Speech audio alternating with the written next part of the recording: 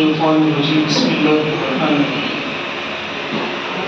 واعتصموا بحبل الله جميعا ولا تفرقوا وقال تعالى في موضع آخر وذكر فإن الذكرى تنفع المؤمنين صدق الله العظيم.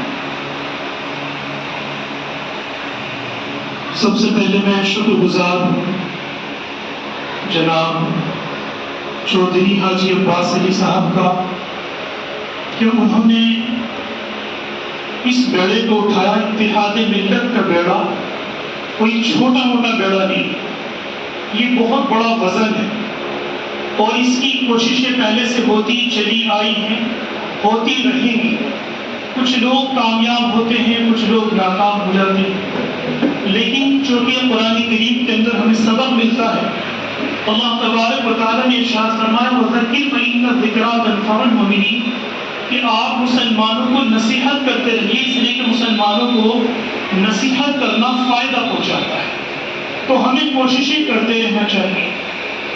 بہرحال آج کا یہ خوبصورت پروگرام اور ماشاءاللہ جو فکر لینے والے، اتحاد امت کی فکر رکھنے والے لوگ یہاں پر موجود ہیں، ان میں کا ہر آدمی اپنے آپ میں 100 آدمی کے برابر ہے. اگر کسی کے اندر جذبہ ہے، اگر کسی میں جذبہ ہے اتحاد امت کا، تو وہ اکیلا فرد نہیں بلکہ اپنے آپ میں وہ خود انجمن ہے، اپنے آپ میں ایک جماعت کے برابر ہے.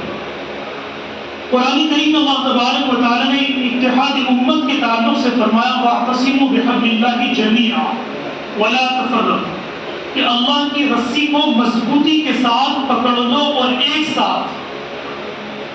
قرآن کریم میں اللہ تبارک و تعالیٰ نے اتحاد امت پر تمام مسلمانوں کو ابھارا ہے. اتحاد امت کی باتیں ہوتی چلی آئی ہیں، لمبی لمبی تقریریں ہوتی ہیں، لمبے لمبے اسٹیج پر بڑی بڑی دھواں تقریریں ہوتی ہیں، لیکن اس کا سولوشن اور اس کا حل نہیں بتایا جاتا. جبکہ ضرورت اس بات کی ہے کہ اتحاد امت پر صرف تقریر نہ ہو بلکہ اتحاد امت کا قوم کے سامنے، ملت کے سامنے حل پیش کیا جائے. اس کا حل کیا ہے، اس کا طریقہ کیا ہے. سبھی ماشاءاللہ یہاں پر فکر رکھنے والے لوگ موجود ہیں، دانشوران ہیں، علماء کرام ہیں. ان کے سامنے جب حل آئے گا، اپنی اپنی آراء کا اظہار ہوگا، تو انشاءاللہ العزیز ان تمام باتوں کا حل نکلے گا. میں چند باتیں آپ حضرات کے سامنے رکھوں گا. دیکھیے 3 چیزیں ہیں، ایک مذہب ہے، ایک مسلک ہے اور ایک مشرب ہے. تینوں چیزیں بالکل الگ الگ ہیں. حضرت مولانا سالم صاحب قاسمی رحمۃ اللہ علیہ دارالعلوم وقت دیوبند کے محتمم تھے، بڑی شخصیت تھی.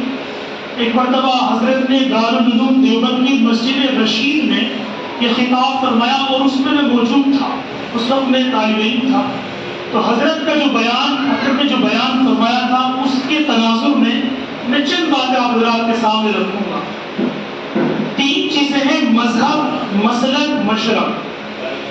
ظاہر سی بات ہے کہ جو تمام تر اختلافات ہو رہے ہیں ان تمام کی بنیاد میں اکثر و بیشتر 2 چیزیں ہیں. اب یہ یاد رکھیے کہ مذہب جو ہے، مذہب ہی صرف اور صرف قابل تبلیغ ہے. یعنی آپ کسی کو اسلام کی دعوت دے سکتے ہیں، یہ قابل تبلیغ. لیکن دوسرے نمبر کی جو چیز ہے مسلک، یہ قابل تبلیغ نہیں ہے، اس کی تبلیغ نہیں کی جا سکتی. اگر کوئی حنفیہ کے مسلک کو مانتا ہے، احناف کو مانتا ہے، امام ابو حنیفہ رحمۃ اللہ علیہ کے مسلک کو مانتا ہے، تو وہ شافعی مسلک والے کو یہ تبلیغ نہیں کر سکتا کہ تم حنفی بن جاؤ. تم کوئی مالکی والا، کوئی حنابلہ کے مسلک کے ماننے والوں کو یہ تبلیغ نہیں کر سکتا کہ تم مالکی بن جاؤ. تو معلوم یہ ہوا کہ مسلک کی تبلیغ نہیں کی جا سکتی. اور تیسرے نمبر کی جو چیز ہے مشرق، جس کو ہم مکتب فکر بھی بولتے ہیں، جیسے جماعت اسلامی ہے، بریلوی ہیں، دیوبندی ہیں، یہ تمام کے تمام جو مکاتب فکر ہیں، اگر ان چیزوں کی تبلیغ کی جائے گی تو کبھی بھی امت اتحاد پر قائم نہیں ہو سکتی اور آج تک قائم نہیں ہوئی. نہ جانے کتنے بڑے بڑے علماء نے اپنی زندگیاں کھپا دی اور کتنے بڑے بڑے مناظر پیدا ہوئے. انہوں نے یہ کوششیں کی کہ ایک مکتب فکر پر قائم ہو جائے، لیکن آج تک کوئی کامیاب نہ تو ہو پایا ہے اور نہیں ہو پائے گا. جیسا کہ باتیں آتی رہی، حضرت مولانا ممتاز احمد قاسمی دامت برکاتہ نے بہت ہی خوبصورت طریقے سے بات پیش کی کہ اصل میں بات یہ ہے کہ ملت پر اکٹھا ہوا جائے، ملت پر کم از کم جہاں پر ملت کا مفاد ہو، جہاں پر قوم کا مفاد ہو، وہاں پر ہم متفق ہو جائیں، وہاں پر ہم ایک صف میں کھڑے ہو جائیں۔ لیکن یہ نہیں ہو پاتا، یہ جب تک نہیں ہو پائے گا جب تک کہ ہماری اندر کی انا ختم نہیں ہوگی، جب تک کہ ہمارے اندر کی جو چودراہٹ ہے جب تک وہ ختم نہیں ہوگی۔ ہم نے اپنے ذاتی مفاد کو بھلانا ہوگا۔ جب تک ہم اپنے ذاتی مفاد کو بالائے طاق نہیں رکھیں گے، اس وقت تک کبھی بھی ہم اتحاد امت کا فریضہ ادا نہیں کر سکتے اور قوم کو متحد نہیں کر سکتے۔